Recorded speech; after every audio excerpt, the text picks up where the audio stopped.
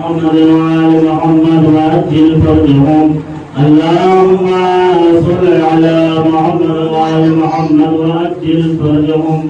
اللهم صل على محمد وآل محمد وأجل فرجهم. بسم الله الرحمن الرحيم.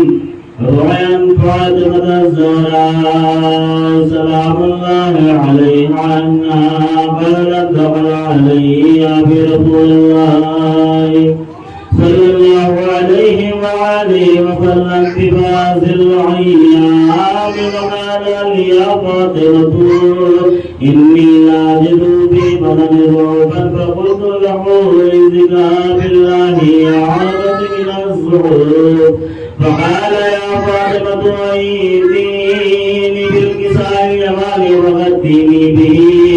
قالت فاطمة سلام الله عليها فأتيته بالكساء وغديته به وسرت أنظر إليه وإذا وجهه يتولى لا نور كأنه البدر في ليلة تمامه وكماله.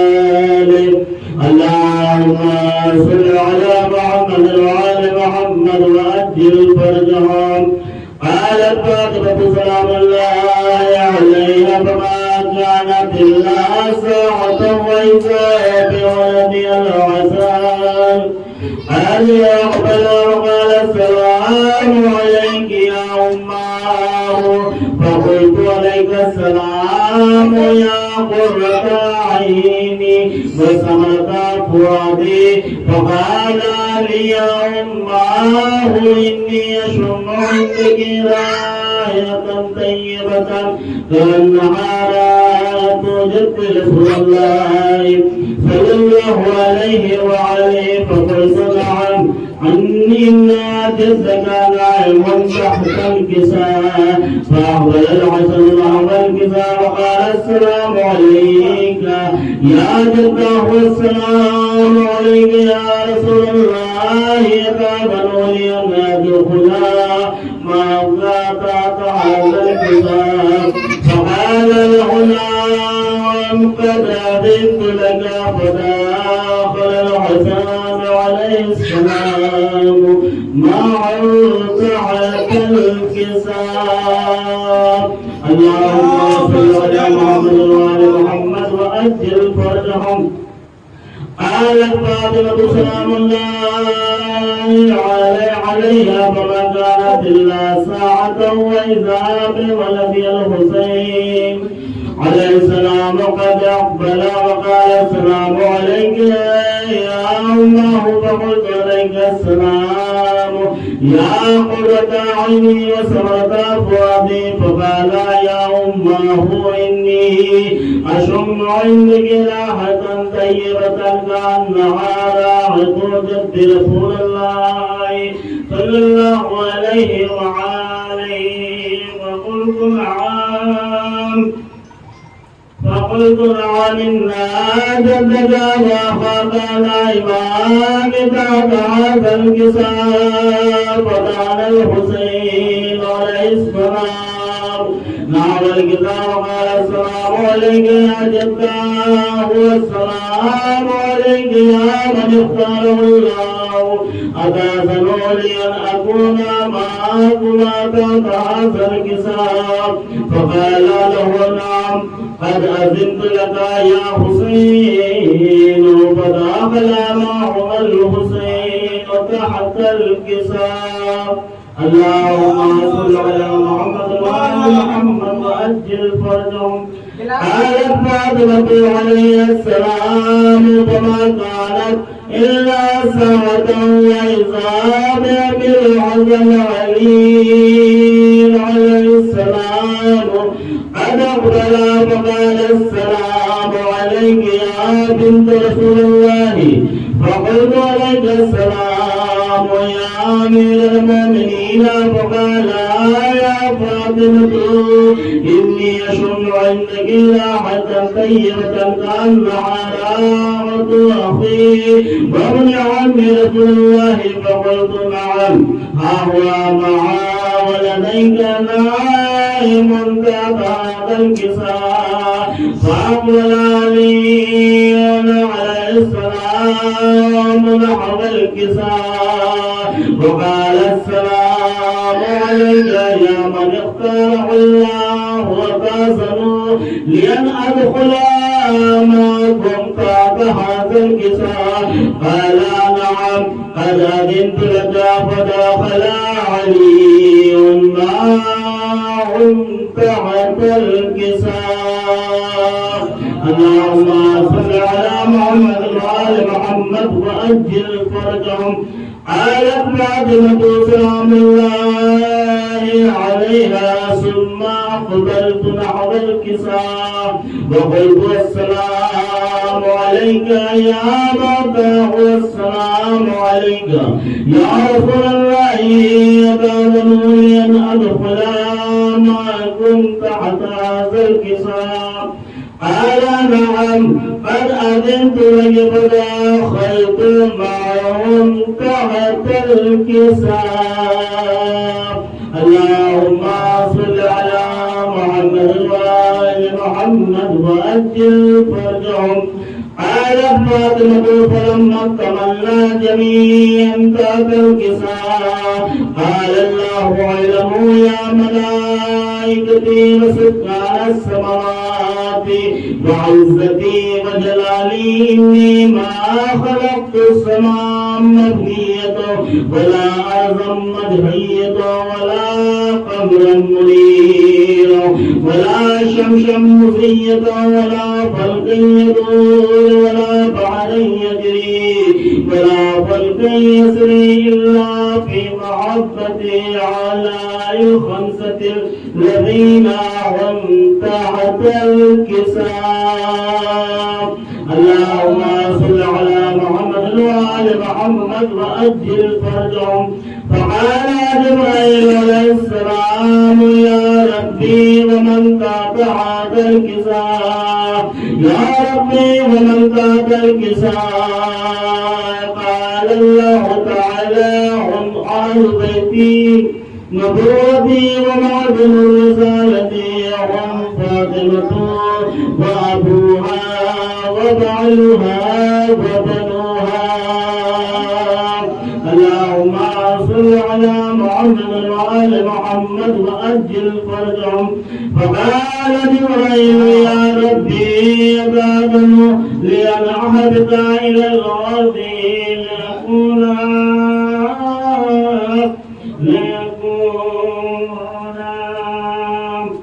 معهم سادسا فقال الله تعالى نعم قد أذنت لك فأبطى العميل جبرائيل وأقبل نحو الكساء وقال السلام عليك يا رسول الله السلام عليك يا من اختاره الله إن الله عز وجل يقرئك السلام ويخصك بالتعيد والإكرام ويقول لك وعزتي وجلالي إني ما خلقت السماء مبنية ولا أرضا مدهية ولا قمرا منيرا ولا شمسا مضيئة ولا فرقا يدور ولا بحرا يجري ولا فلكا يسري إلا لعجلكم ومحبتكم وقد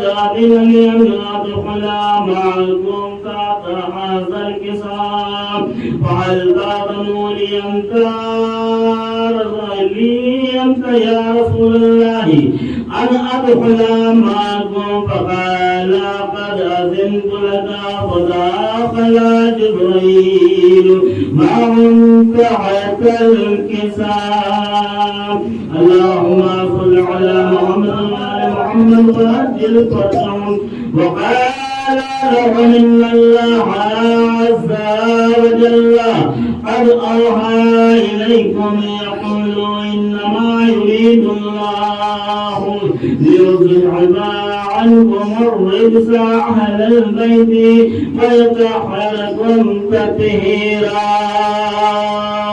اللهم صل على محمد وآل محمد وأجل فرجهم.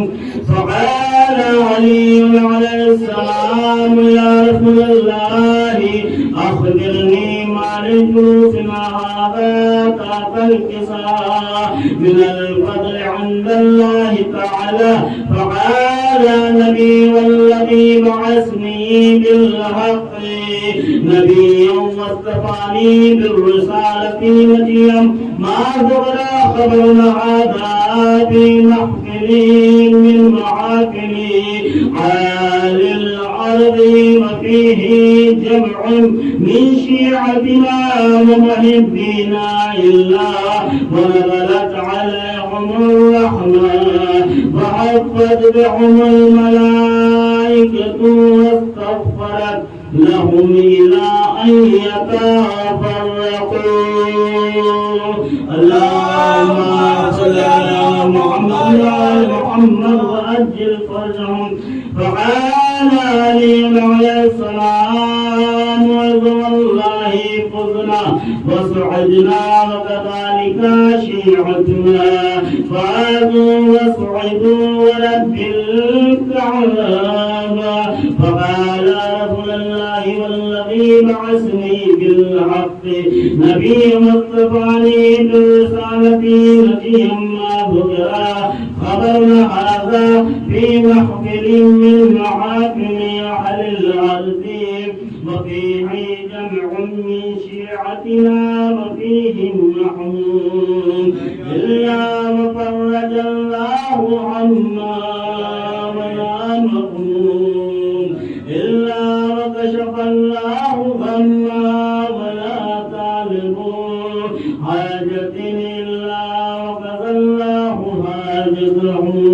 فقال علي والله فصلا وسعدنا وكذلك شيعتنا فازوا وسعدوا في الدنيا والآخرة. اللهم صل على محمد وآل محمد وأجل فرجهم. اللهم صل على محمد وآل محمد وأجل فرجهم. اللهم صل على محمد وآل محمد وأجل فرجهم. بسم الله الرحمن الرحيم.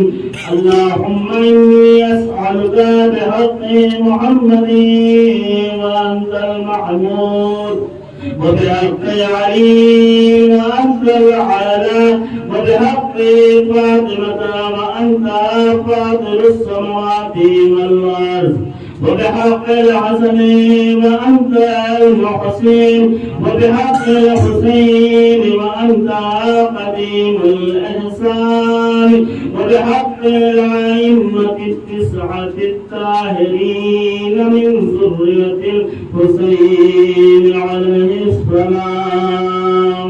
اللهم صل على محمد.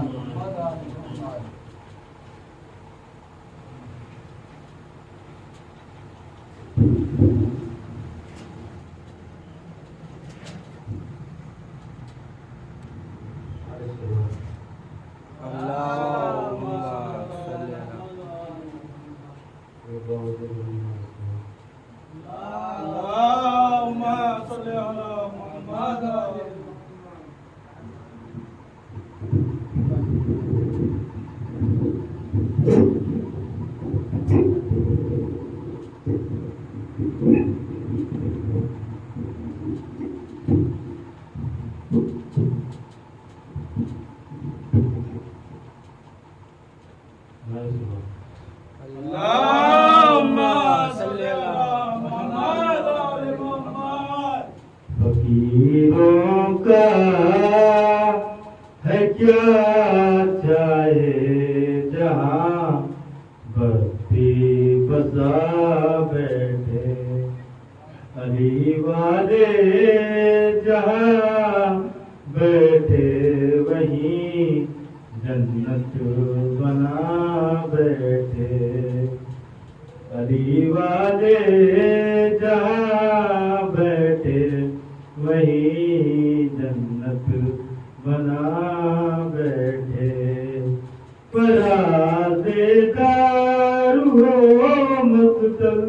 ہو زندہ ہو کہ صحرا ہو جلیش کے علی کی شمع اور پروانے آ بیٹھے جلیش کے علی کی شمع اور پروانے آ بیٹھے علی والے جہاں بیٹھے وہیں جنت بنا بیٹھے کوئی موسم کوئی بھی وقت کوئی بھی علاقہ ہو جہاں ذکر علی چھیڑا وہاں دیوانے آ بیٹھے جہاں ذکر علی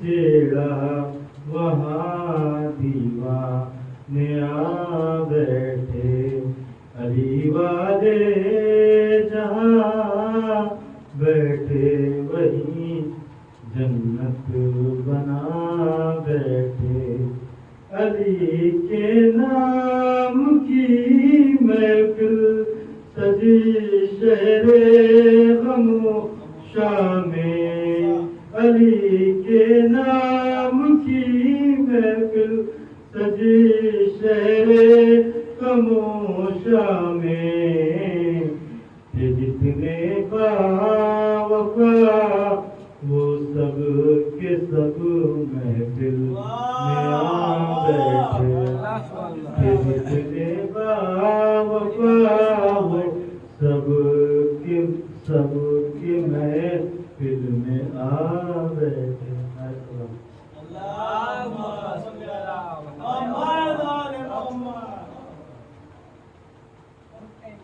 عشق علی میں تم کو بتاؤں میں کیا ملا عشق علی میں تم کو بتاؤں میں کیا ملا جنت ملی رسول ملے اور خدا ملا جنت ملی رسول ملے اور خدا ملا مجھ کو غم حسین میں راز خدا ملا مجھ کو غم حسین میں راز خدا ملا اے منکر حسین بتا تجھ کو کیا ملا اے منکر حسین بتا تجھ کو کیا ملا کہ عباس نے ہزار کو باندھا لبے فرات عباس نے ہزار کو باندھا لبے فرات لاکھوں کو بھاگنے کا نہ پھر راستہ ملا لاکھوں کو بھاگنے کا نہ پھر راستہ ملا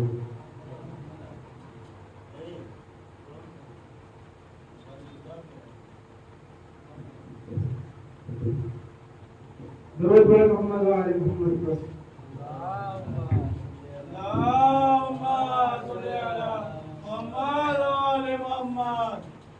اس کو فضول کرتے ہیں دیتے ہیں گالیاں اس کو فضول کرتے ہیں دیتے ہیں گالیاں عزت اتارتے ہیں ہر ایک خاص و عام کی کہتا بشر نگاہ ہمیں ان کی نہیں ہے قدر نبیوں کی عالموں کی خدا کی امام کی نبیوں کی عالموں کی خدا کی امام کی درود پڑھیں محمد و آل محمد نصیب پاکی ندامت سے مر گیا پانی سمندروں کے تہوں میں اتر گیا پانی نصیب پاکی ندامت سے مر گیا پانی سمندروں کے تہوں میں اتر گیا پانی ذرا سا چھو لیا پاس کے جو دشت گرم تو نور بن کے فضا میں بکھر گیا پانی تو نور بن کے فضا میں بکھر گیا پانی اور تڑپ رہا تھا عزت سے اسی فضیلت کو تڑپ کے مشق سکینہ میں بھر گیا پانی تڑپ کے مشق سکینہ میں بھر گیا پانی اور ذرا سا معجزہ تم ہی دکھاؤ پانی پر نمازیوں کو پھر اپنے بلاؤ پانی پر امام بن کے نمازیں پڑھاؤ پانی پر امام بن کے نمازیں پڑھاؤ پانی پر قسم خدا کی اسی آپ کی روانی میں پتا چلے گا کہ ہے کون کتنے پانی میں پتا چلے گا کہ ہے کون کتنے پانی میں صلوات محمد والے یہ غم نہیں کہ ہماری حیات چھوٹی ہے کہاں حسین لکھو کائنات چھوٹی ہے یہ غم نہیں کہ ہماری حیات چھوٹی ہے कहाँ हुसैन लिखो कायनात छोटी है और पहुंच ना पाई सकीना के खुश्क होठों तक तुम्हारी बेटी से मौला फराज छोटी है तुम्हारी बेटी से मौला फराज छोटी है दुरूद पढ़े मोहम्मद वाले मोहम्मद अल्लाहुम्मा सल्ली अला मुहम्मद व आले मोहम्मद। हाथों में अलंदार की तलवार नहीं है हाथों में अलंदार की तलवार नहीं है लड़ने के लिए कोई भी तैयार नहीं है हाथों में अलंदार की तलवार नहीं है लड़ने के लिए कोई भी तैयार नहीं है लड़ने के लिए कोई भी तैयार नहीं है मोहम्मद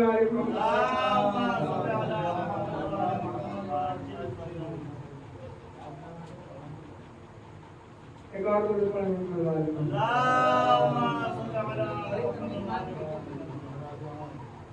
कायनात की मारूफ और मशहूर शख्सियत अली के पास आई आके कहने लगी या अली ये आप क्या करते हैं अली ने बंदे आपके पास सवाल करने आते हैं आसमान के बारे में हवा के बारे में दरिया के बारे समंदर के बारे में जमीन के बारे में हवा के बारे में या अली आप ये क्या करते हैं आप सोचते नहीं फौरन जवाब दे देते हैं अली ने मुस्कुरा के कहा तेरे दाहिने हाथ में कितनी उंगलियां हैं उसने कहा मौला 5 उंगलियां हैं तो अली ने कहा कि तूने सोचा क्यों नहीं उसने कहा मौला ये कोई सोचने वाली बात है तो अली ने मुस्कुरा के कहा कि यही तो फर्क है तुझमें और मुझ अली में कि तेरे सामने तेरे हाथ की उंगलियां रहती है मेरे हाथ के सामने पूरी कायनात रहती है कभी तो शायर ने खूब कहा है कि हवाला याद नहीं है किताब सोचने दो कहाँ से पूछ रहे हो निसाब सोचने दो हवाले याद नहीं है किताब सोचने दो कहाँ से पूछ रहे हो निसाब सोचने दो अली की उम्र अली पर कोई सवाल बोला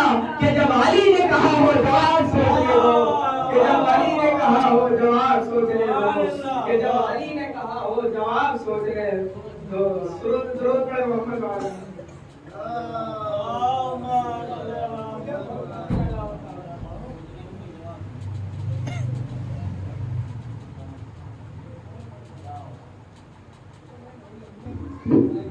दुरूद पढ़े मोहम्मद व आले मोहम्मद पर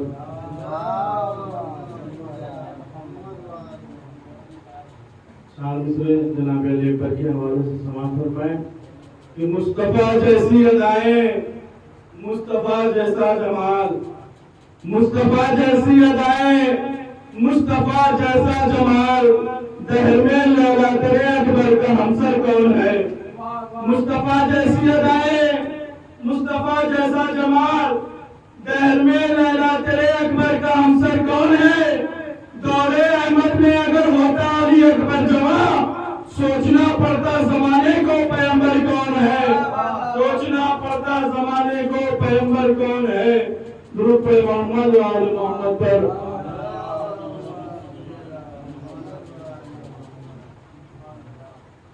दुरूद पे मोहम्मद व आले मोहम्मद पर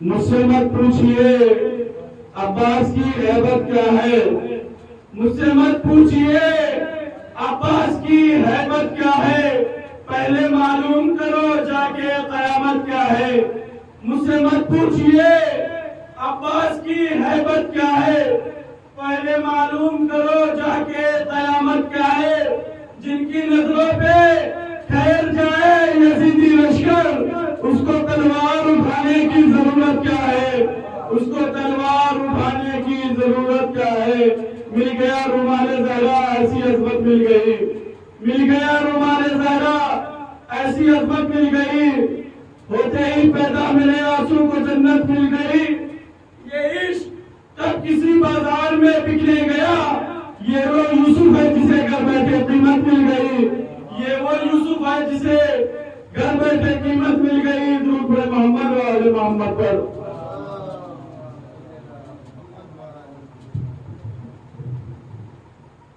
बुलंद नारे सल्लल्लाहु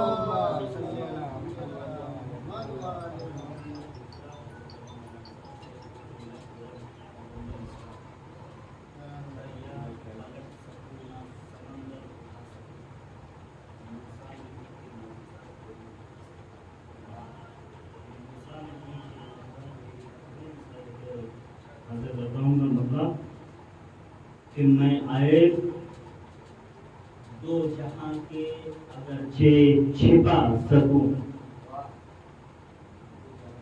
میں عیب دو جہاں کے اگرچہ چھپا سکوں، خود کو خدا کا تب کہیں بندہ بتا سکوں، خود کو خدا کا تب کہیں بندہ بتا سکوں، پا جاؤں میں بھی حور کی طرح قرب فاطمہ، پا جاؤں میں بھی حور کی طرح قرب فاطمہ، قدموں میں گر حسین کے خود کو گرا سکوں، قدموں میں گر حسین کے خود کو گرا سکوں، تو میں مات دے دوں حور تیری تقدیر کو ابھی، میں مات دے دوں حور تیری تقدیر کو ابھی، روزہ اگرچہ بنت نبی کا بنا سکوں، روزہ اگرچہ بنت نبی کا بنا سکوں، میں مات دے دوں حور تیری تقدیر کو ابھی، روزہ اگرچہ بنت نبی کا بنا سکوں، توفیق دے خدا مجھے اس فرش کے دوپہر، توفیق دے خدا مجھے اس فرش کے دوپہر، میں نے لباس والے کو دل سے لگا سکوں، میں نے لباس والے کو دل سے لگا سکوں، توفیق دے خدا مجھے اس فرش کے دوپہر، یہ پڑھتا ہوں میں نماز میں تسبیح لان کی، پڑھتا ہوں میں نماز میں تسبیح لان کی، میں چاہتا ہوں پیاسے تبرہ بجھا سکوں، میں چاہتا ہوں پیاسے تبرہ بجھا سکوں، تو انصار کہہ رہے تھے خدا پھر حیات دے، انصار کہہ رہے تھے خدا پھر حیات دے، نصرت میں شاہ دین کی سر کو کٹا سکوں، نصرت میں شاہ دین کی سر کو کٹا سکوں، یہ کہہ کے موت روکی ہے میں نے ہزار بار، یہ کہہ کے موت روکی ہے میں نے ہزار بار، مہلت دے مجھ کو شاہ کے روزے پہ جا سکوں، مہلت دے مجھ کو شاہ کے روزے پہ جا سکوں، یہ بھی شہدے کہ عابد بچایا شولوں سے زینب نے جس طرح، عابد بچایا شولوں سے زینب نے جس طرح، جلتے جہاں سے اپنا میں ایمان بچا سکوں، جلتے جہاں سے اپنا میں ایمان بچا سکوں، دوسرا حضرت موسیٰ نہیں کہ معجزہ کوئی دکھا سکوں، یہ دیکھیں تصویر لگا رہے ہیں کہ عابد بچایا شولوں سے زینب نے جس طرح، جلتے جہاں سے اپنا میں ایمان بچا سکوں، تو اہل کشا میں خود ہی ہے اب لاکھوں سامری، اہل کشا میں خود ہی ہے اب لاکھوں سامری، موسیٰ نہیں کہ معجزہ کوئی دکھا سکوں، موسیٰ نہیں کہ معجزہ کوئی دکھا سکوں، موسیٰ نہیں کہ معجزہ کوئی دکھا سکوں، تو دولت خدا دے اتنی مجھے میں بھی حج کروں، دولت خدا دے اتنی مجھے میں بھی حج کروں، دولت خدا دے اتنی مجھے میں بھی حج کروں، ایک بار میں علی کے لیے سر مڑا سکوں، ایک بار میں علی کے لیے سر مڑا سکوں، ایک بار میں علی کے لیے سر مڑا سکوں، تو مدح علی کی سیر میں وہ تھک کے نیند لے، مدح علی کی سیر میں وہ تھک کے نیند لے، رہوار کو میں فکر کے اتنا گھما سکوں، رہوار کو میں فکر کے اتنا گھما سکوں، کنوہا کنا میں رہتا ہوں اصغر پہ منتظر، نوحہ کناں میں رہتا ہوں اصغر پہ منتظر، نوحہ کناں میں رہتا ہوں اصغر پہ منتظر، مشکل جو مجھ پہ آئے تو میں مسکرا سکوں، مشکل جو مجھ پہ آئے تو میں مسکرا سکوں۔ بابا سے بلند نعرہ سلوات۔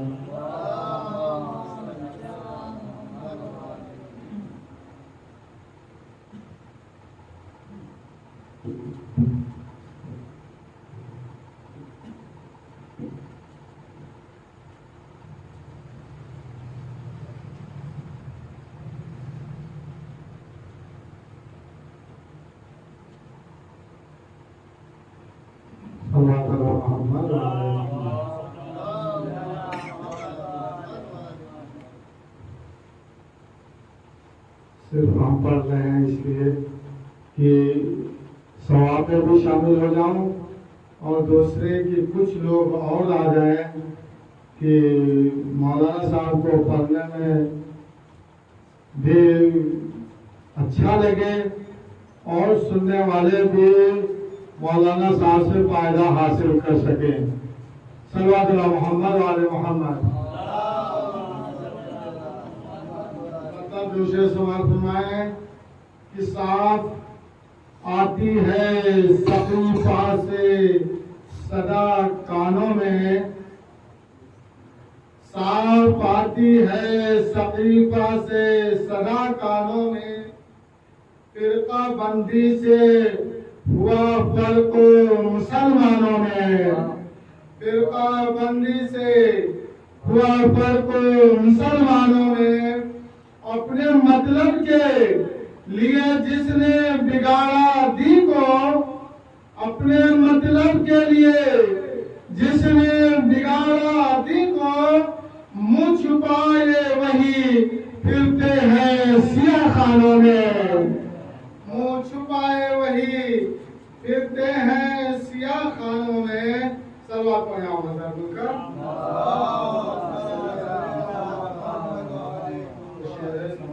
دیکھیں کہ ہم نام علی لے کے جب آگ پہ چلتے ہیں، ہم نام علی لے کے جب آگ پہ چلتے ہیں، دہکے ہوئے انگارے پھولوں میں بدلتے ہیں، دہکے ہوئے انگارے پھولوں میں بدلتے ہیں۔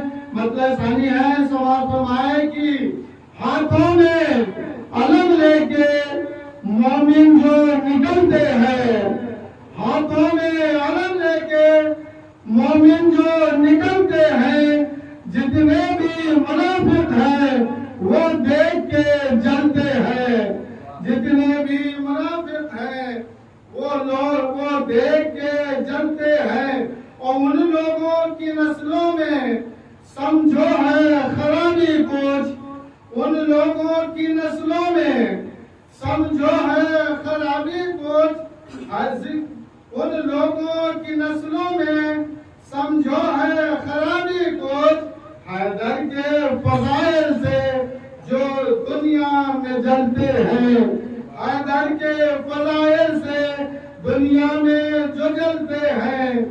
اور نزدیک میرے مشکل، نزدیک میرے مشکل آتے ہوئے ڈرتی ہے، نزدیک میرے مشکل آتے ہوئے ڈرتی ہے، جب ناد علی پڑھ کے ہم گھر سے نکلتے ہیں، جب ناد علی پڑھ کر ہم گھر سے نکلتے ہیں، اور جب چھیڑا کبھی ہم نے مولا کے فضائل کو، جب چھیڑا کبھی ہم نے مولا کے فضائل کو، مولا کے محب جو ہے خوشیوں میں اچھلتے ہیں، مولا کے محب جو ہے خوشیوں سے اچھلتے ہیں، اور کھایا ہے نمک جس کا کہتے ہیں اسے کافر، کھایا ہے نمک جس کا کہتے ہو اسے کافر۔ یہ کیسے مسلمان ہیں جو زہر اگلتے ہیں، یہ کیسے مسلمان ہیں جو زہر اگلتے ہیں، اور جو بھی ابو طالب کی عظمت نہ سمجھ پائے، جو بھی ابو طالب کی عظمت نہ سمجھ پائے، وہ دیکھو کھڑے اپنے اب ہاتھوں کو ملتے ہیں، وہ دیکھو کھڑے اپنے اب ہاتھوں کو ملتے ہیں۔ مکتب پیش خدمت ہے کہ باقر غم سرور میں آنکھوں سے جو گرتے ہیں، باقر غم سرور میں آنکھوں سے جو گرتے ہیں، یہ اشکوں کے ہر قطرے گوہر میں بدلتے ہیں، یہ اشکوں کے ہر قطرے گوہر میں بدلتے ہیں۔ صلی اللہ علیہ محمد علیہ۔ پانی غم حسین میں بہنے کا ہے سبب، پانی غم حسین میں بہنے کا ہے سبب، کرتے ہیں لوگ آگ پہ ماتم بسد ادب، نوحے کی ہر صدا میں ہوائیں ہیں مضطرب، فرش عذاب خاک پہ بچتی ہے روز و شب، چاروں پہ ہے دراز شہ مشرقین کا، در اصل زندگی پہ ہے قبضہ حسین کا، در اصل زندگی پہ ہے قبضہ حسین کا۔ یہ ذرا اپنے مصروں کے ذریعے سایہ آواز دیں گے حجت الاسلام والمسلمین علی جناب مولانا سید حبیب صاحب قبلہ فروغ منبر ہو رہے ہیں۔ آپ دن کا استقبال باواز بلند نعرہ صلوات سے کریں۔ اللہ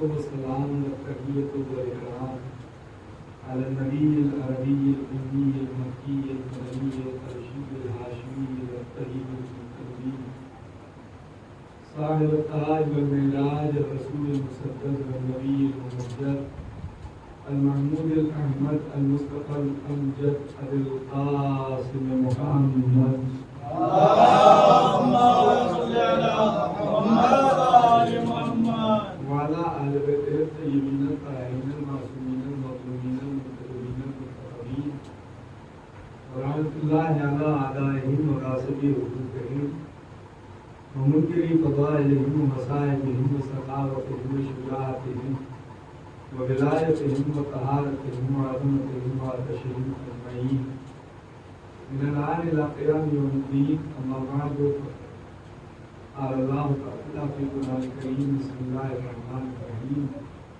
والعصر إن الإنسان لفي خسر إلا الذين آمنوا وعملوا الصالحات وتواصوا بالحق وتواصوا بالصبر. صلوات اللهم صل على محمد. قرآن کریم کا مختصر سا سورہ جسے بطور عنوان قرار دیا ہے، اعلان قدرت ہو رہا ہے قسم کے ذریعے کہ والعصر عصر کی قسم، ان الانسان لفی خسر، بے شک انسان گھاٹے میں ہے، خسارے میں ہے، نقصان میں ہے. لیکن پھر ایک گروہ کا رکھ کیا جا رہا ہے، الا الذین آمنوا، سوائے ان لوگوں کے، یعنی وہ لوگ نقصان میں نہیں ہیں جو لوگ ایمان لائے. تنہا ایمان لے آنا انسان کو نقصان سے بچا دے گا تو شاید جواب قدرت آئے کہ تمہارے دل میں پوشیدہ راز ہے، کیسے معلوم ہو کہ تم کون ہو؟ وعملوا الصالحات، اپنے ایمان کا اظہار اعمال صالحہ کے ذریعے کرو. ایمان لے آئے، نیک اعمال انجام دے دیے، اب ہم کامیاب ہو گئے، تو شاید جواب قدرت آئے کہ تم نے اپنی اکیلے کی ذات کے لیے کیا ہے. جس سماج اور معاشرے میں زندگی گزار رہے ہو اس کے بھی تو حقوق ہیں، اس کے لیے کیا کیا. وتواصوا بالحق وتواصوا بالصبر، لوگوں کو حق اور صبر کی تلقین کرتے ہیں، وصیت کرتے ہیں، نصیحت کرتے ہیں. تو انسان اگر کامیاب ہونا چاہتا ہے تو اس کے اندر کم سے کم قرآن کے اعتبار سے یہ 4 صفتیں پائی جائیں. اور شریعت کے جتنے قانون ہیں اگر ان سب کو آپ دیکھیے تو ان کا دار و مدار انہی 4 چیزوں کو پر آ کے ہوتا ہے: ایمان، عمل صالح، حق کی تلقین اور صبر کی تلقین. ساری چیزیں احکام پڑھاتے چلے جائیے. ایمان ہے، دنیا میں ایسا ہو سکتا ہے کہ انسان کسی چیز پر ایمان رکھتا ہو مگر اس کے قانون پر عمل نہ کرتا ہو. ایمان کے ذریعے پھر شریعت کے سارے احکام آ جائیں گے. عمل صالح میں آپ کے سارے حقوق آ جائیں گے. والدین کے کیا حق ہیں، رشتہ داروں کے کیا حق ہیں، اہل بستی کے کیا حق ہیں، بھائی کا بھائی پر کیا حق ہے، بہن کا بھائی پر کیا، ساری چیزیں اس میں آتی ہیں. وتواصوا بالحق وتواصوا بالصبر، اس میں آپ کے پورے معاشرے سے متعلق ساری چیزیں ہو جائیں گی. تو انسان اگر کامیاب ہونا چاہتا ہے تو اس کے اندر یہ 4 چیزیں ہونا چاہیے. اب سوال یہ اٹھتا ہے کہ انسان کو اللہ نے بنایا، اگر کل کی مجلس ذہن میں ہو، انسان کو اللہ نے بنایا، نہ اس کے کامیاب ہونے کی حد معین کی. اس نے اعلان کیا دنا فتدل قاب قوسین او ادنی، اب تو معبود کے درمیان 2 کمان جو اس سے کم. کتنا کم؟ 1 ذرے سے لے کے 2 کمان تک کا ہوا فاصلہ. پروردگار نے حد معین نہیں کی. یعنی اگر انسان کامیابی کی طرف جائے تب بھی اس کی حد معین نہیں کی، لیکن یہی انسان اگر زوال کی طرف جائے تب بھی اس کی حد معین نہیں. قرآن کہتا ہے اولئک کالانعام بل ھم اضل، حیوان بلکہ اس سے بھی بدتر. کتنا بدتر؟ اس کی بھی کوئی حد معین نہیں. تو انسان کے ہاتھ میں دونوں اختیار ہیں، چاہے تو کمال کی طرف چلا جائے، چاہے تو زوال کی طرف چلا جائے. تو جو چاہ رہا ہوں کہ گوشے کی طرف لے چلنا چاہتا ہوں. نہ کامیاب ہونے میں حد معین، نہ زوال میں جانے میں حد معین. تاریخ کے 2 کردار ہیں، ایک جو زوال کی طرف گیا تو کتنا زوال میں گیا حد معین نہیں ہے، دوسرا جو کمال کی طرف گیا کتنا کمال میں گیا یہ بھی حد معین نہیں ہے. میں معصوم کرداروں کی گفتگو نہیں کر رہا ہوں، اس لیے کہ معصوم تو ہے ہی صاحب کمال. اگر ان کے یہاں کمال پایا جائے تو تعجب نہیں ہے. تعجب اس بات پر ہے کہ کوئی غیر معصوم اس منزل کمال کو پہنچ جائے کہ بہت سارے انبیاء حسرت بھری نگاہوں سے اس کی طرف دیکھیں. کمال تو یہ تو 2 کردار، ایک وہ کردار جو زوال میں گیا تو اس کی کوئی حد معین نہیں، دوسرا وہ کردار جو کمال میں گیا تو اس کی بھی کوئی حد معین نہیں ہے. دونوں کردار، ایک کردار ہے عمر سعد کا. تاریخیں یہ بتاتی ہیں کہ جب ابن زیاد کوفے کا گورنر بن کے آیا ہے، جب جناب مسلم گئے ہیں، اب جناب مسلم کے جانے کا اثر یہ ہوا کہ جو اس وقت کوفے کا گورنر تھا، کوفے کے حالات جب اس کی دسترس سے باہر ہونے لگے تو یزید نے عمر سعد کو گورنر بنا کے بھیجا. یزید نے ابن زیاد کو گورنر بنا کے بھیجا کہ جا کے کوفے کے حالات کو بہتر کرو، ہمارے حق میں کرو.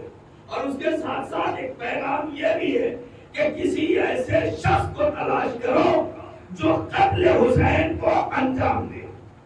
2 کام ہیں، ایک کوفے کو ہمارے اعتبار سے بہتر کرو، دوسرا یہ ہے کہ کسی ایسے فرد کو تلاش کرو جو قتل حسین کی ذمہ داری کو انجام دے. ابن زیاد آیا، جناب مسلم کی شہادت ساری تاریخیں آپ کے سامنے ہے، پہلی محرم سے لے کے آج تک مسلسل سنتے چلے آئے. دوسرا ابن زیاد کی نظر انتخاب مصر سعد پر گئی. کوئی معمولی شخصیت نہیں ہے.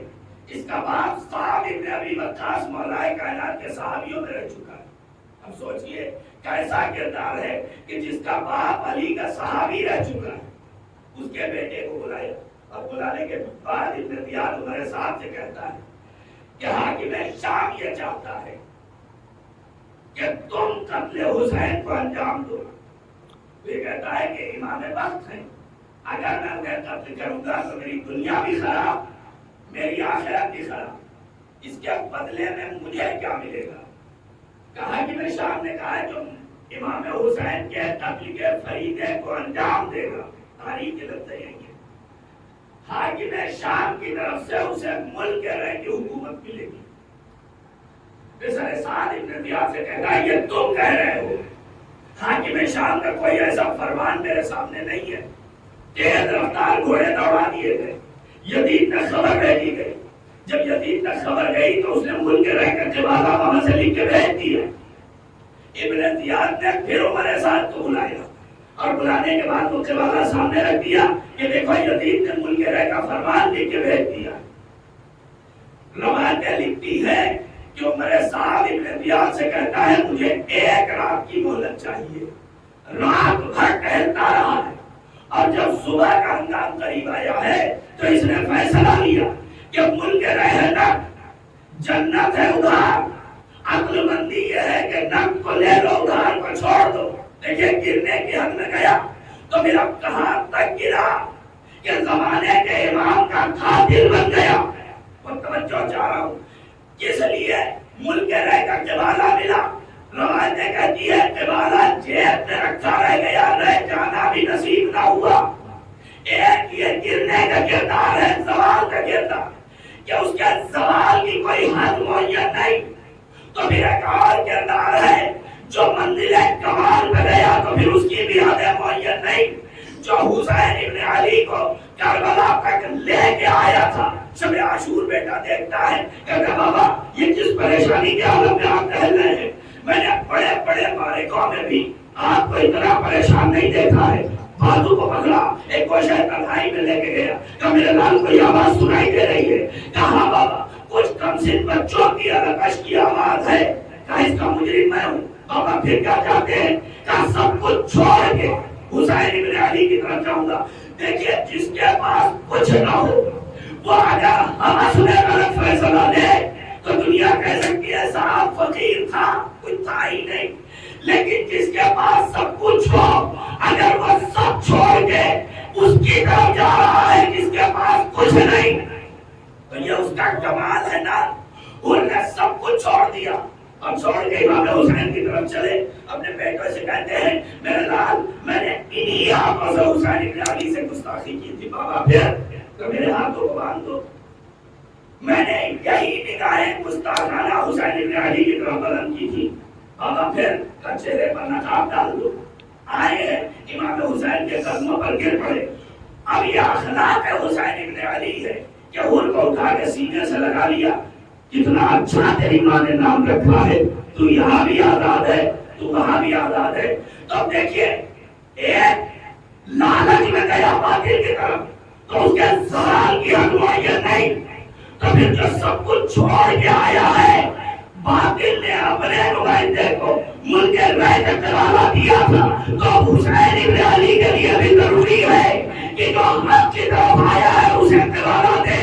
حسین نے جو قبالہ کربلا میں حر کو دیا وہ کسی دوسرے شہید کو نہ ملا. پیشانیاں حر پر رومال زہرا باندھ کے کہا اگر باطل دنیا کا قبالہ دیتا ہے تو ہم آخرت کے قبالے دیتے ہیں. صلوات ہے محمد.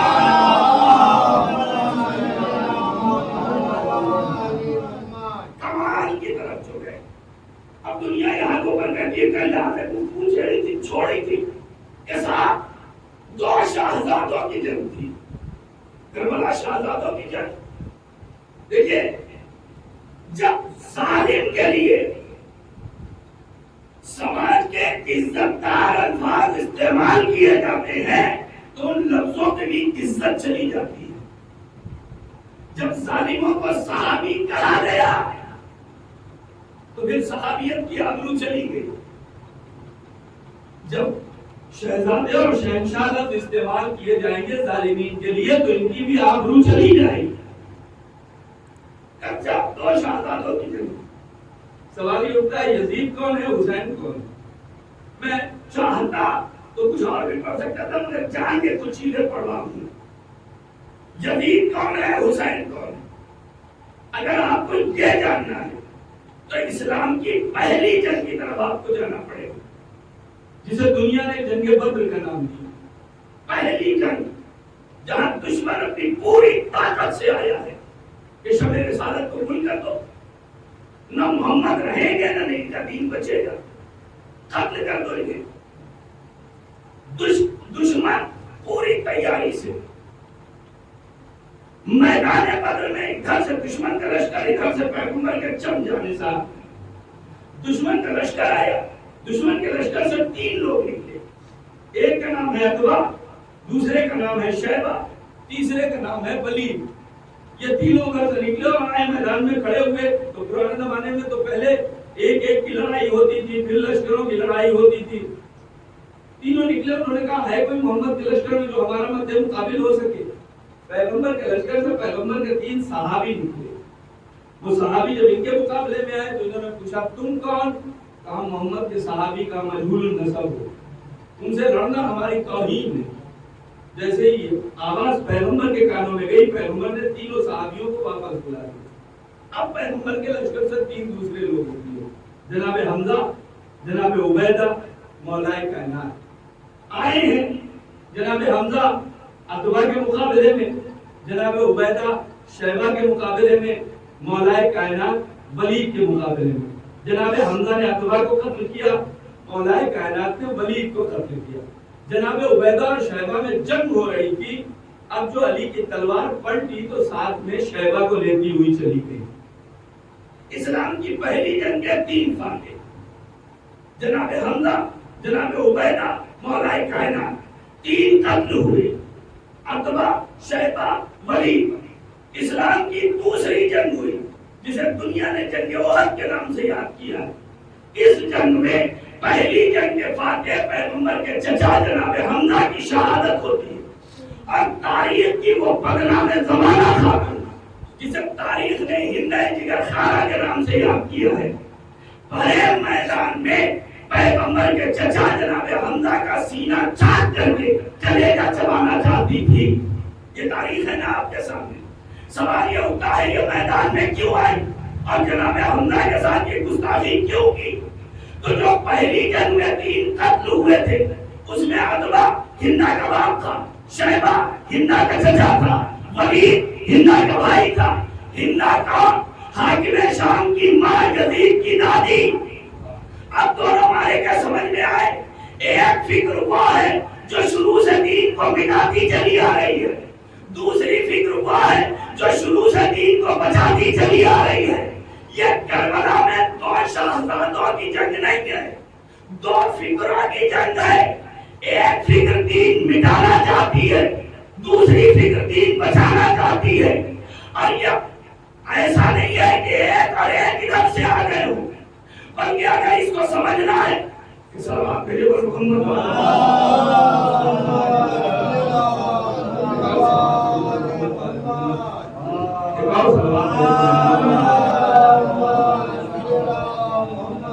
اگر اس پر ایسا نہیں ہے کہ امام حسین اپنی طرف سے پہلے آ گئے تھے, یزید بھی اپنے مقصد کا اور اپنے خاندان کا پہلا تھا, ایسا نہیں ہے.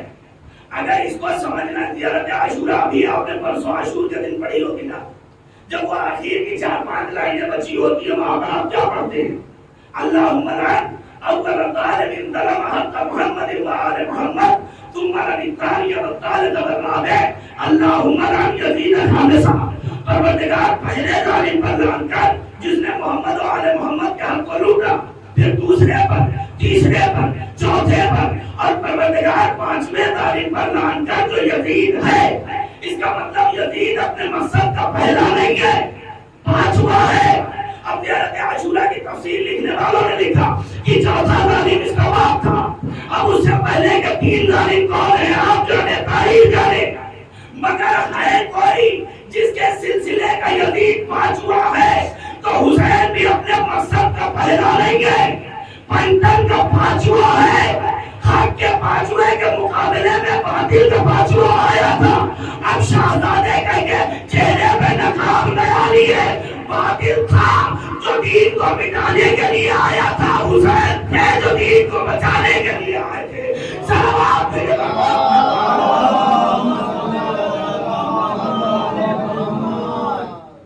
کردار ہے تاریخ. دو کرداروں کے لیے صاحب بڑا اصرار ہوتا ہے. لکھا نا کربلا کو اگر سمجھنا ہے تو اس کے بیک گراؤنڈ میں آپ کو جانا پڑے گا, تبھی مسائل حل ہوں گے.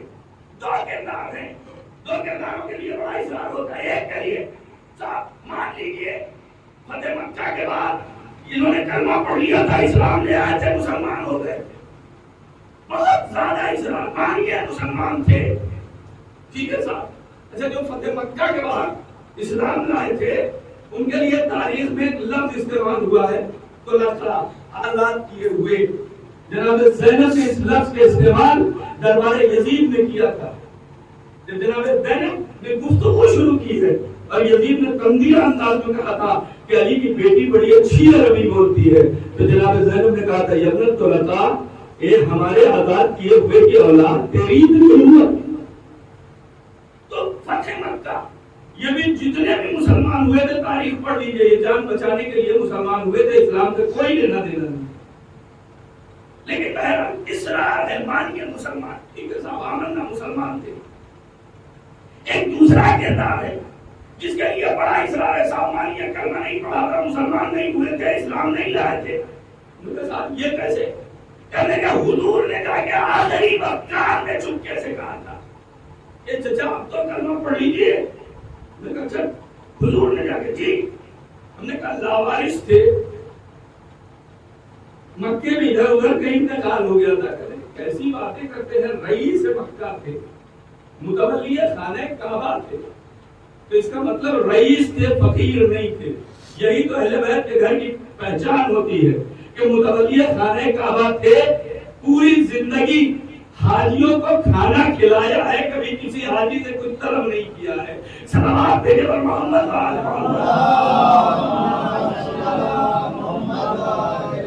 رئیس تھے جی, رئیس تھے, گھر کھانا. آپ کیسی بات کرتے ہیں, جو رئیس ہوگا کیا اس کا گھر نہیں ہوگا؟ تو ہم نے کہا پھر جیسے ہم لوگوں کیا ہوتا ہے, آپ کیا بھی گھر کے باہر ایک بڑا سا چبوترا یا ایک صحن ہوتا ہے. ہم نے کہا کیا وہاں جناب ابو طالب کرتا تھی, چارپائی پڑی ہوئی تھی اور اس پر لیٹے تو انتقال ہو گیا, پیغمبر نے جا کے وہاں کہا کیسی بات کرتے ہیں. حجرے میں جا کے کان میں چپکے سے کہا. اب کیا کیا جائے, ایسی ذہنیت کا کہ جب سننے پہ آتے ہیں تو حجرے میں کان میں کہی جانے والی بات سن لیتے ہیں, نہیں سننے پہ آتے ہیں تو ادھر تبیر کا اعلان نہیں سنائی دیتا ہے. صلوات بھیجے پر محمد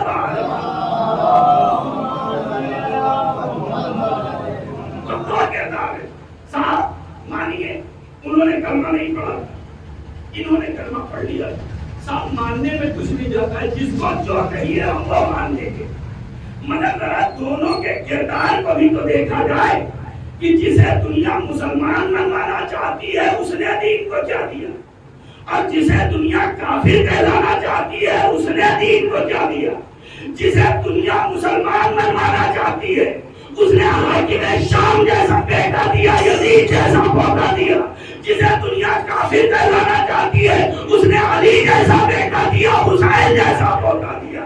صلوات بھیجے پر محمد دو کرنا, ایک دن مٹانے والا, ایک دن بچانے والا. امام سے بیعت طلب کی گئی, حسین ابن علی. سوال بیعت مولانا مولانا مودودی سے سوال کیا گیا کہ جب سارے مسلمانوں نے بیعت کر لی تھی تو حسین ابن علی نے بیعت کیوں نہیں کی؟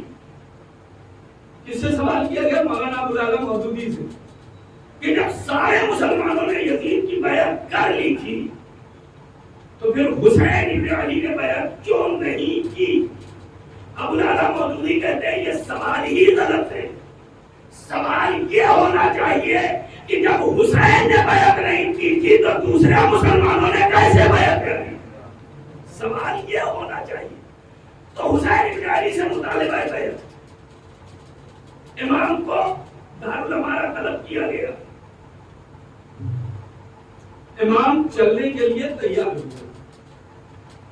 اب جب امام آمادہ ہونے لگے تو جناب زینب کی نظر پڑی. اے بھیا کہاں کا ارادہ ہے؟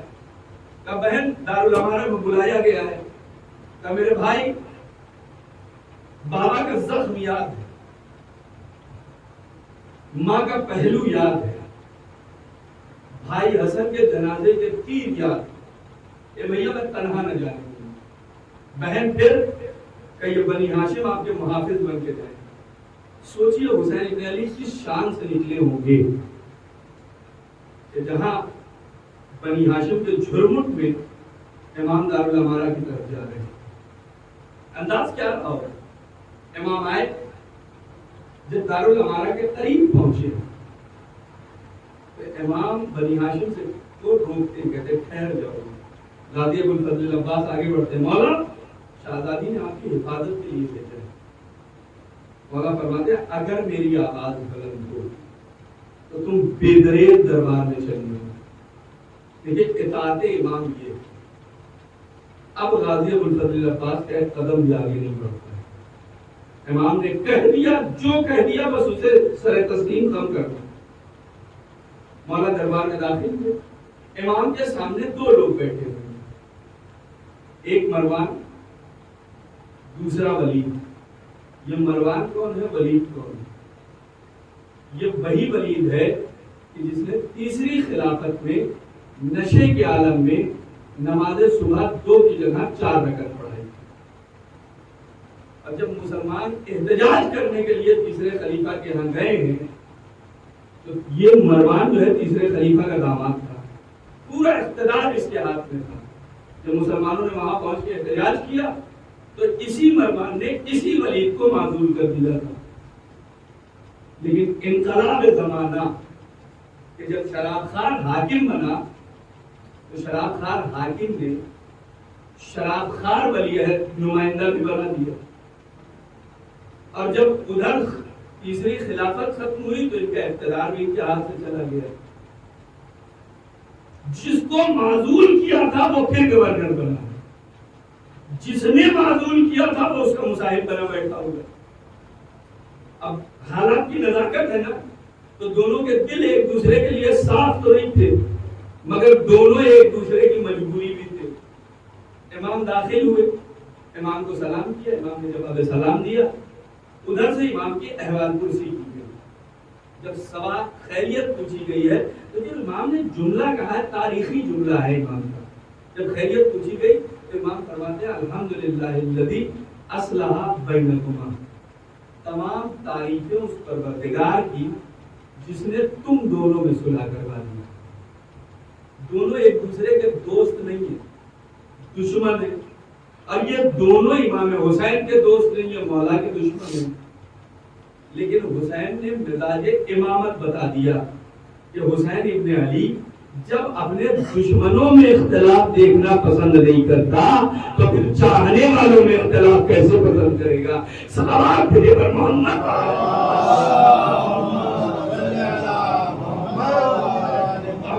جملہ جب امام بیٹھے گفتگو شروع ہوئی تو امام کے سامنے وہ خط رکھ دیا گیا. امام نے خط پڑھا.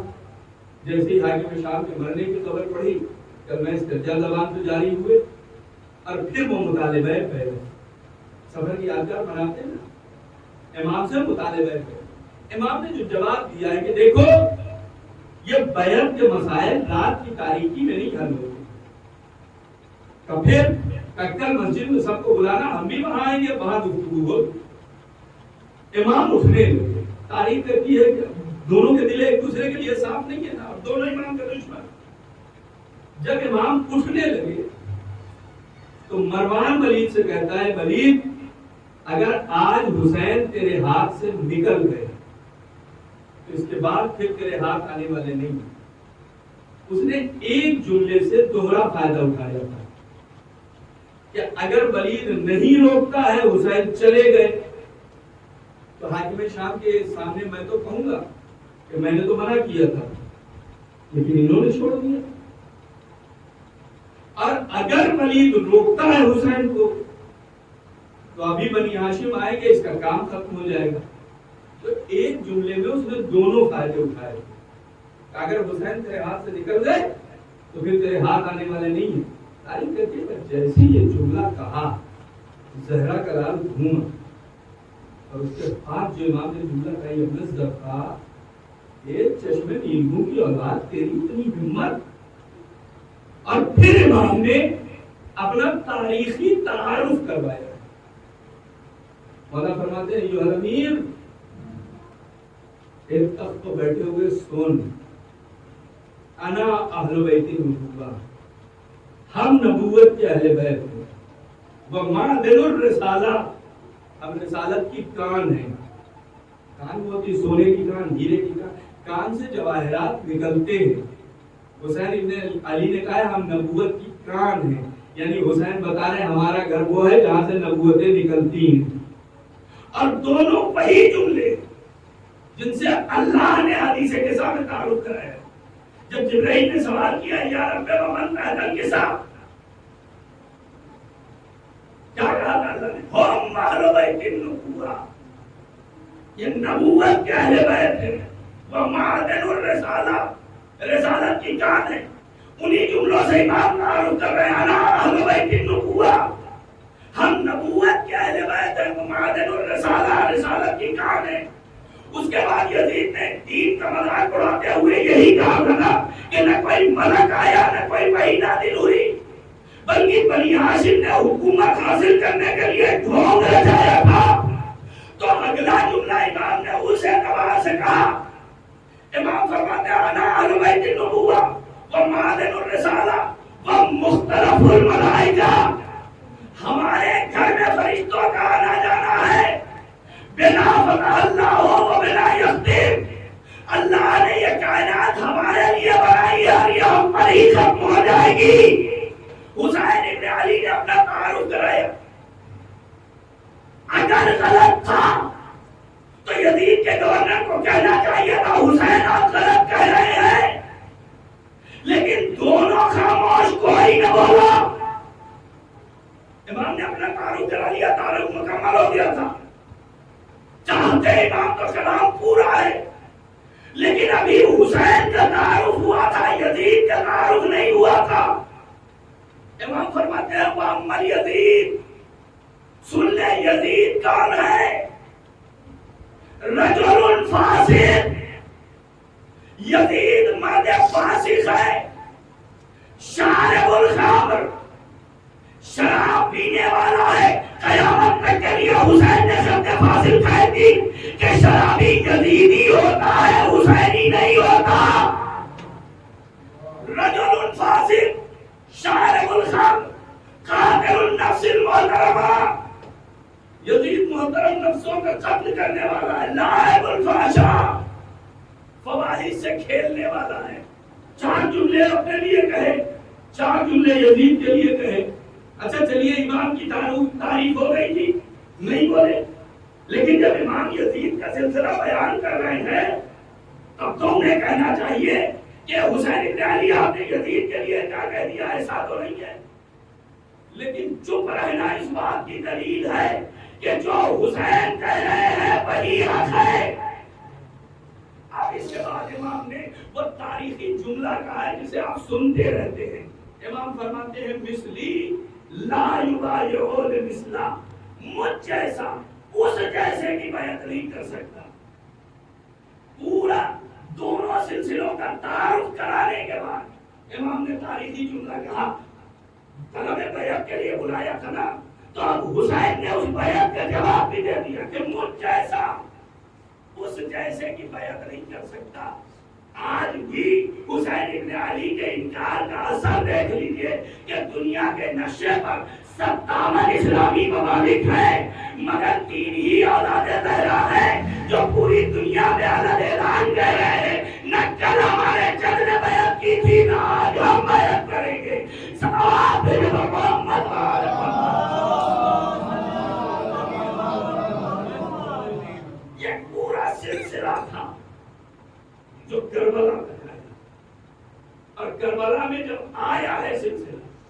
تو پھر اب ظاہر سی بات ہے کہ جب انسان اس معیار کو پہنچ جائے تو پھر قدرت آواز دیتی ہے یا ایتھا النفس المطمئنہ ارجعی الی ربک راضیۃ مرضیہ، اے نفس مطمئن پلٹ جا اپنے رب کی طرف اس حالت میں کہ وہ تجھ سے راضی اور تو اس سے راضی۔ پوری دنیا کے مسلمان نماز روزہ حج زکوٰۃ خمس جہاد ساری عبادتیں کس لیے؟ اس لیے کہ اللہ کی بندگی ہو جائے، ہم جنت میں چلے جائیں۔ مگر خواب میں بھی کسی مسلمان سے آ کے کسی ملک نے نہیں کہا کہ اللہ تم سے راضی ہو گیا اور تم جنت میں چلے جاؤ گے۔ واحد ساتھ حسین ابن علی ہے کہ اللہ کہہ رہا ہے فادخلی فی عبادی، کہ حسین میرے بندوں میں آ جا، وادخلی جنتی، میری جنت میں آ جا۔ جہاں تک آپ دیکھیں اللہ نے جو لفظ استعمال کیا ہے یہاں پر یا ایتھا النفس المطمئنہ، اے نفس مطمئن، آپ چاہے حدیث اٹھا کے دیکھیے، کلام مجید اٹھا کے دیکھیے، جہاں بھی گفتگو ہوئی ہے نفس کے دو قسموں کی ہوئی ہے، ایک نفس لوامہ، ایک نفس امارہ۔ نفس لوامہ وہ ہے جو انسان کو نیکیوں کی طرف لے جاتا ہے، نفس امارہ انسان کو برائیوں کی طرف لے جاتا ہے۔ آیت الکرسی کی جو آخری آیت ہے وہ بھی اسی طرف اشارہ کرتی ہے، اللہ ولی الذین آمنوا یخرجوہم من الظلمات الی النور، اللہ ان کا ولی ہے جو لوگ تاریکیوں سے نکل کے نور تک پہنچ جاتے ہیں۔ والذین کفروا اولیاءہم الطاغوت یخرجونہم من النور الی الظلمات، لیکن جن لوگوں نے کفر اختیار کیا اور طاغوت کو اپنا ولی مان لیا، یہ وہ لوگ ہیں کہ جو نور سے نکل کے تاریکیوں میں چلے جاتے ہیں۔ اولئک اصحاب النار هم فیہا خالدون، یہی جہنم والے لوگ ہمیشہ جہنم میں رہیں گے۔ تو دو ہی قسمیں ہیں۔ اللہ کو اگر کہنا تھا تو کہہ دیتا یا ایتھا النفس اللوامہ، اے نیکیوں کی طرف جانے والے نفس، مگر جب قدرت نے انتخاب کیا تو پھر اب ایک خاص بندے کی گفتگو تھی تو اس کے لیے خاص لفظ کو بھی ایجاد کیا گیا، یا ایتھا النفس المطمئنہ، اے نفس مطمئن۔ 1,24,000 نبی ہیں، تنہا ہم ہیں جو مانتے ہیں کہ سارے کے سارے نبی معصوم، ورنہ مسلمان تو وہ ہیں کہ جو اپنے بھی نبی کو 40 سال تک نبی نہیں مانتے۔ ہم ہیں جو یہ کہتے ہیں کہ اللہ کے بنائے ہوئے 1,24,000 نبی سب کے سب معصوم۔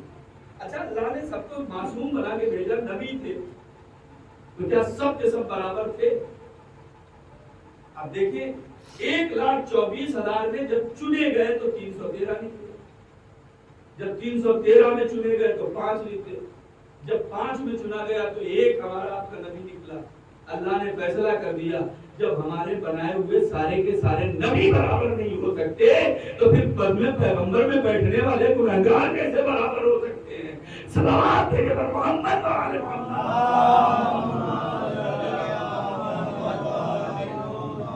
1,24,000 نبی، ان کے یہاں تو پھر نفس مطمئن ہونا چاہیے۔ ہمارے نبی کو چھوڑ دیجیے، 1,23,999 جو دوسرے نبی ہیں ساتھ بقیہ سارے، ان کے یہاں تو اطمینان ہونا چاہیے، یہ تو مطمئن ہونا چاہیے۔ نفس مطمئن کی تعبیر یہ بھی بن سکتے ہو۔ تو ہمارے نبی کے بعد جو سب سے باعظمت نبی ہو، نبی بھی ہے، رسول بھی ہے، امام بھی ہے، صاحب شریعت بھی ہے، خلیل خدا بھی ہے، معمار خانہ کعبہ بھی ہے، ذبیح اللہ کے والد بھی ہے، بڑے شرف ہیں۔ اور ہمارے نبی کے بعد سب سے باعظمت نبی ہے جناب ابراہیم۔ تو پھر جناب ابراہیم کیا اطمینان ہونا چاہیے، اتنا بڑا نبی اطمینان ہونا چاہیے۔ گزر رہے راستے سے ایک منظر دیکھا، دعا کے لیے ہاتھ اٹھا دیے، رب ارنی کیف تحیی الموتیٰ، دکھا دے پروردگار مردوں کو کیسے زندہ کرے گا۔ ادھر سے سوال ہو گیا اولم تؤمن، کیا تمہیں ایمان نہیں ہے؟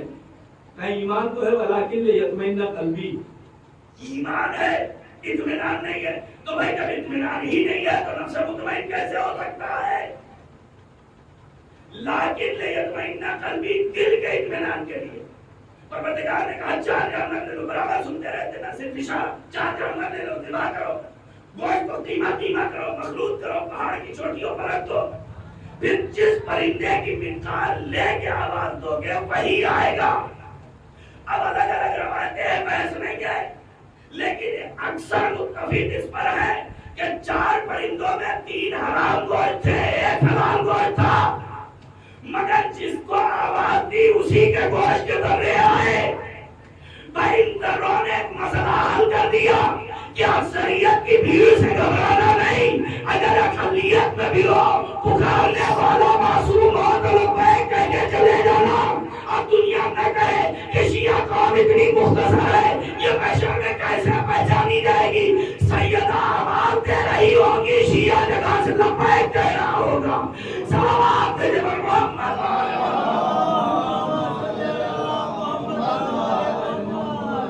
ایک دو کو زندہ نہیں کیا، 4 پرندوں کو زندہ کر لیا، تو اب وہ مطمئن ہو جانا چاہیے. لیکن تاریخ کہتی ہے کہ جب اپنے بیٹے کا مسئلہ آیا، بیٹے کو خواب میں ذبح کرتے ہوئے دیکھا، بیٹے سے تذکرہ کیا، بیٹے نے کہا جو حکم دیا جا رہا ہے اس پر عمل کیجیے. 3 دن خواب دیکھا، بیٹے کو لے کے چلنے لگے تو زوجہ سے کہتے ہیں رسی اور چھری دے دو. زوجہ سوال کرتی ہے کہ رسی اور چھری کے کیا کیجیے گا؟ کہ دوست کے گھر جا رہا ہوں، شاید جانور ذبح کرنا پڑ جائے. اللہ نے صداقت زبان نبوت کہ اگر دوست کہا تو قدرت نے خلیل اللہ کا لقب دے دیا. چلے میدان مینا میں آئے. ابھی محرم سے 20 دن پہلے دیکھا ہوگا بہت سارے لوگ ہوتے ہیں لے کے ٹہل رہے ہوتے ہیں،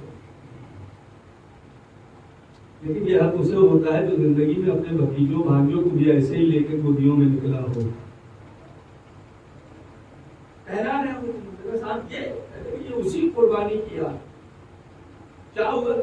تیسرے دن جناب ابراہیم جناب اسماعیل کو لے کے چلے. اچھا تیسرے دن؟ جی تیسرے دن. کہاں گئے؟ میدان مینا. اچھا میدان مینا پر پہنچ کے کیا کیا؟ جب بیٹے کو لٹایا، گردن پہ چھری رکھی، آنکھوں پہ پٹی باندھ لی. یہ پٹی باندھنا بتا رہا ہے کہ مضطرب ہے، مطمئن نہیں. اور توجہ چاہ رہا، مضطرب ہے، مطمئن نہیں ہے. لیکن عالم اسلام نے کیا لکھا کہ صاحب آنکھوں کو پٹی باندھی، گردن پر چھری رکھی، چھری چلی، میرا بیٹا ذبح ہو گیا. کہنے لگے نہیں صاحب یہی تو معجزہ ہے. مطلب کہنے لگے چھری چلی، بیٹا بچ گیا، دمہ آ گیا. ہم نے کہا صاحب کہاں سے آیا؟ جنت سے آیا. 3 دن خواب دیکھا تھا تو دمہ پہلے دن چلا ہوگا جنت سے. دروازہ جنت پہ آیا، کھڑا ہو گئی، ادھر ادھر دیکھ رہا ہے، نبی نظر نہیں آئے. دروازے جنت پہ آرام کرنے لگا. دوسرے دن جنت کے دروازے سے چلا، میدان مینا میں آیا، پورا میدان گھومایا، جناب ابراہیم و اسماعیل نظر نہ آئے. کھانے کعبہ میں جا کے آرام کرنے لگا. جب تیسرے دن جناب ابراہیم جناب اسماعیل کو لے کے آئے تو آگے لیٹ گیا ہوگا. کہا اگر ایسا سوال بھی لیا تو دائرہ اسلام سے باہر ہو جاؤ گے. ہم نے پوچھا کیوں؟ کہا ادھر گردن پہ چھری رکھی، ادھر جنت سے دمہ آیا. ہم نے کہا صاحب کیسے آ گیا؟ کہ قرآن نہیں پڑھا ان اللہ علی کل شیء قدیر، اللہ ہر چیز پر قدرت رکھتا ہے. اس نے لمحوں میں دمبے کو وہاں سے یہاں بھیج دیا. ہم نے کہا صاحب دمبا نہ آیا ہوگا، دمبے کی روح آئی ہوگی. کہ نہیں جسم سمیت آیا تھا. اب ایسی ذہنیت کا کیا کرے کہ جنت سے جانور کا جسم سمیت آنا تو سمجھ میں آ جائے، نبی کا معراج میں جسم سمیت جانا میں سمجھ میں آ رہا ہو. صلوات محمد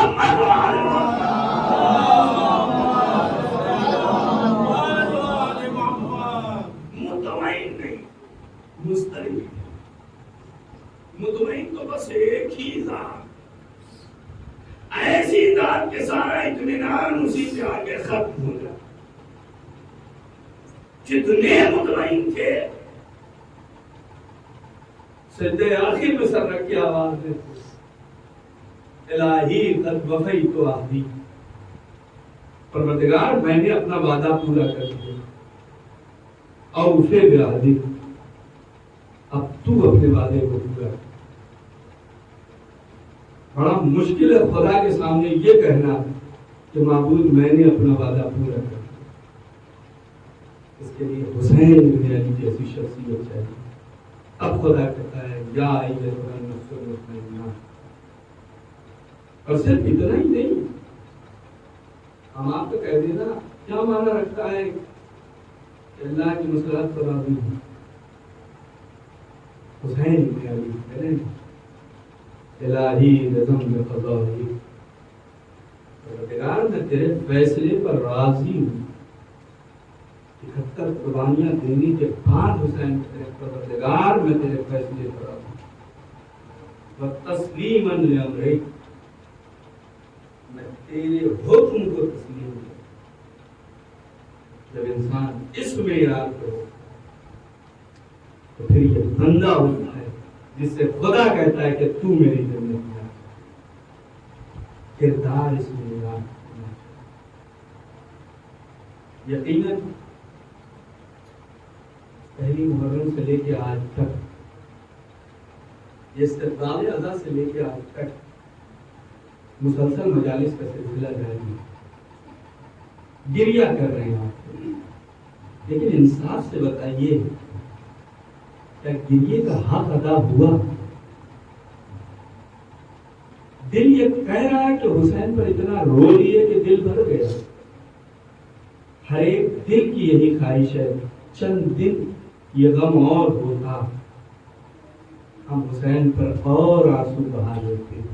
سوچئے جب 1400 سال بعد آپ کا یہ عالم ہے تو 1400 سال پہلے جس بہن نے بھائی کا کٹتا ہوا گلا دیکھا، جس بہن نے یہ جوان بھتیجے کے سینے پر نیزے کا نشان دیکھا، جس بہن نے 32 سال کے جوان بھائی کے کٹے ہوئے بازو دیکھے، جس بہن نے کربلا سے کوفہ اور کوفے سے شام تک صرف ظلم دیکھے، اس بہن کا کیا عالم رہا ہے؟ جناب زینب پر کیا کیا قیامتیں گزری ہوئی، اور اس کے بعد جب شہزادی رونا چاہتی ہے تو قاضیانوں سے اذیت دی جاتی ہے۔ کتنا مشکل مرحلہ رہا۔ روایت کے گوشہ اور آپ کی زینب تمام کتنی سخت مرحلے ہیں۔ آپ کے بھی گھروں میں بچے ہیں، جب بچہ کسی چیز کی ضد کرتا ہے تو والدین یا قریبی رشتہ دار اسے سمجھاتے ہیں، بہلاتے ہیں۔ حسین کی 4 سالہ کم سن بچی 7 محرم سے پیاسی ہے، تصور کیجئے گا 7 محرم سے پیاسی ہے۔ جب یہ قافلہ اسیر کر کے لے کے چلے ہیں نا، تو جہاں راستے میں قافلہ رکا، جناب سکینہ دیکھتے ہیں کہ شمر سب کو پانی پلا رہا ہے، سیراب کر رہا ہے۔ جناب سکینہ پھوپھی اماں کی طرف دیکھتی ہے، اے پھوپھی اگر اجازت ہو تو میں بھی شمر سے تھوڑا سا پانی طلب کروں۔ جناب زینب سر کو جھکا لیتی ہے۔ جناب سکینہ اپنی جگہ سے بلند ہوئی، شمر کی طرف آگے بڑھتی ہے۔ شمر پیاس سے کلیجہ بھونا جا رہا ہے، اے شمر ہمیں بھی تھوڑا سا پانی دے دے۔ شمر نے کوئی جواب نہ دیا۔ سوچئے کب سے یہ بچی پیاسی ہے، لیکن شمر نے کوئی جواب نہ دیا۔ بچی خالی سوکھا ہوا کوزہ لے کے شمر کے پیچھے پیچھے چلتی رہی۔ شمر اپنے ایک ایک سوار کو، اپنے ایک ایک سپاہی کو سیراب کرتا رہا۔ جب انسان پانی پی چکے تو اس نے جانوروں کو سیراب کرنا شروع کیا۔ سکینہ اس کے پیچھے پیچھے چل رہی ہے۔ روایتیں کہتی ہے جب سب کو سیراب کر چکا تو ایک بار سکینہ کی طرف مڑا اور کہتا ہے سکینہ بڑی پیاس معلوم ہوتی ہے۔ جناب سکینہ کہتی ہے ہاں شمر پیاس سے کلیجہ بھونا جا رہا ہے۔ میں اتنا سننا تھا کہ شمر نے مشکی دے کر رہانا کھولا اور سارا پانی زمین پر بہا دیا۔ بچی زمین پر گر کے تڑپنے لگی۔ اے چچا عباس آپ دیکھ رہے ہیں سکینہ پیاسی ہے مگر کوئی پانی دینے والا نہیں۔ جزاکم اللہ خیر جزا. سوچیے بچی کتنی پیاسی تھی. مصنف سکینہ بنت الحسین ایک روایت لکھتے ہیں, بس وہ سن لیجیے اور آپ کی زحمت تمام. جب بھی انشاءاللہ یاد آئے گی آنکھوں سے آنسو روا ہو جائیں گے.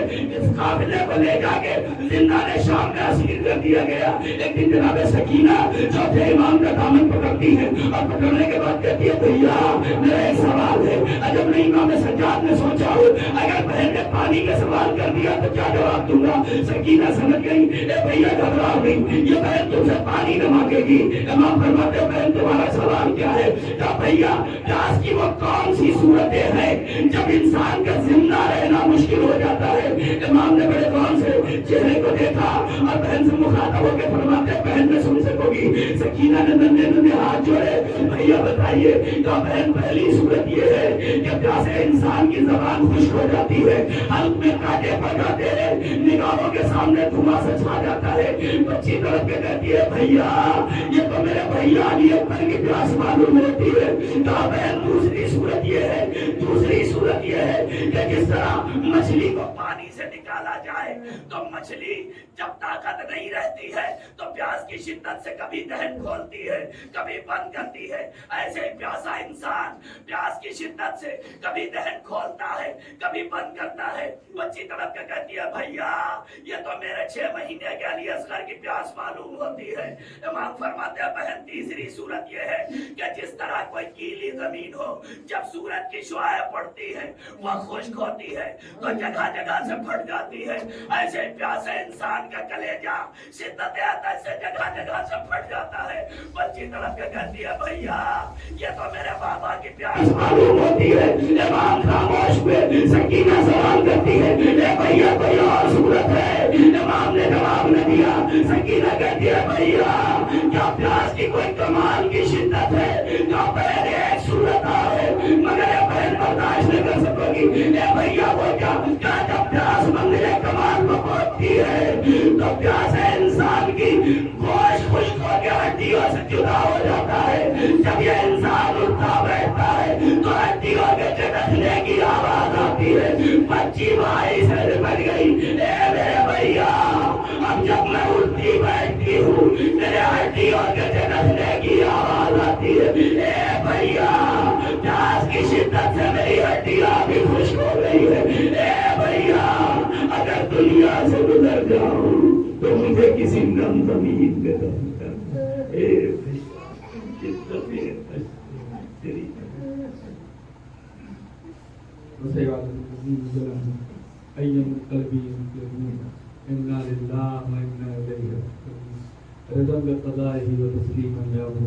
لا معبود سوا کیا غیاث المستغیثین علیہ. پروردگارہ ہماری اس مختصر سی عبادت کو قبول فرما, ہمیں اعمال صالحہ کی توفیق عطا فرما. معبود جو مقروض ہیں ان کے قرضوں کو عطا فرما, جو پریشان حال ہیں ان کی پریشانیوں کو دور فرما, جو بیمار ہیں ان کو شفائے کامل و عاجل عطا فرما, جو بے گناہ اسیر ہیں انہیں جلد از جلد رہائی عطا فرما. پروردگارہ جو افراد بے روزگار ہیں انہیں صاحب روزگار بنا دے, جو صاحب روزگار ہیں ان کے رزق میں مزید ترقی عطا فرما. پروردگارہ جو افراد بے اولاد ہیں انہیں اولاد صالح عطا فرما. معبود اس دنیا میں جہاں جہاں بھی تیرا نام لینے والے تیرے حسین پر آنسو بہانے والے ہیں ان سب کی جان مال عزت و ناموس کی حفاظت فرما. امریکہ و اسرائیل کو نیست و نابود فرما. پرچم کفر و نفاق کو سرنگو فرما. پرچم اسلام کو سربلند فرما. پروردگارہ مومنین سعودیہ, مومنین سیریا, مومنین لبنان, مومنین یمن کو کامیابی و کامرانی عطا فرما. معبود علماء اعلام کا سایہ ہم سب کے سروں پر قائم و دائم رہے. معبود بالاخص آیت اللہ خامنئی, آیت اللہ سیستانی, آیت اللہ زکزکی اور سید حسن نصر اللہ کی حفاظت فرما. پروردگارہ اس ملک کو ہم سب کے لیے امن و امان کا گہوارہ قرار دے. معبود اپنی آخری حجت کے ظہور میں تعدیل فرما, ہم سب کو ان کے ناصر و مددگار میں شمار فرما. آپ حضرات سے گزارش ہے ایک مرتبہ سورہ الحمد اور 3 مرتبہ سورہ توحید کی تلاوت فرما کر مرحومہ افروز فاطمہ بنت محمد اختر, سید رضا حسین, سید شبر حسین, مرحومہ سنجیدہ بیگم, مرزا محمد اختر, مرزا کرار حسین, مرحومہ شہر بانو, مرحومہ کاظمی بانو اور تمام مومنین و مومنات کی ارواح کو عیسیٰ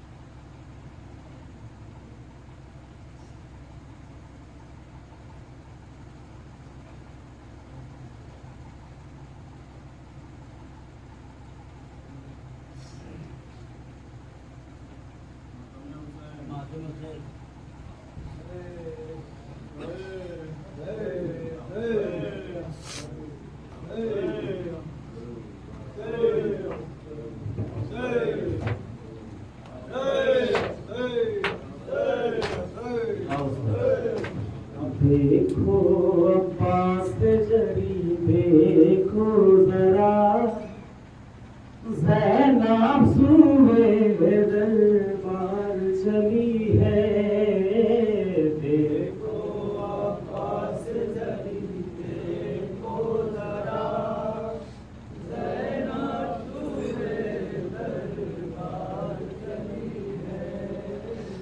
دیکھو عباس جری دیکھو ذرا زینب سوئے دربار چلی ہے دیکھو عباس جری دیکھو ذرا زینب سوئے دربار چلی ہے دیکھو عباس جری دیکھو ذرا زینب سوئے دربار چلی ہے بازو باندھا کے بے مکنا بیردا زینب سوئے دربار چلی ہے دیکھو عباس جری دیکھو ذرا زینب سوئے دربار چلی ہے دیکھو عباس جری دیکھو ذرا زینب سوئے دربار چلی ہے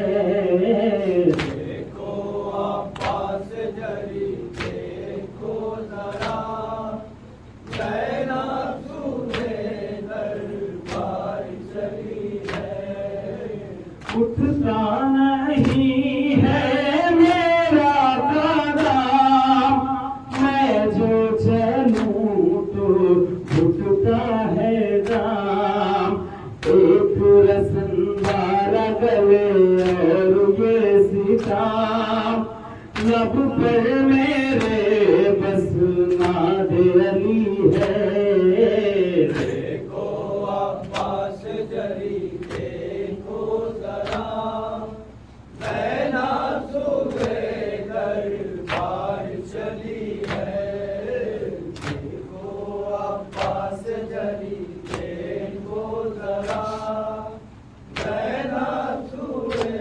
دربار چلی ہے دیکھو سکینہ بے چین ہے ہوٹھوں پر اس کے یہ بین ہے ہم کہاں ہو میری جلد خبر لو دامن میں میرے آگ لگی ہے دیکھو عباس جری دیکھو ذرا زینب سوئے دربار چلی ہے دیکھو عباس جری دیکھو ذرا زینب سوئے دربار چلی ہے ظالم نے اس کے سینے کو ہے ڈھونڈ رہی ہے اس کی نظر اب سے بلاتی ہوں تمہیں بولتے نہیں دن ڈھل گیا اور شام ہوئی ہے دیکھو عباس جری دیکھو ذرا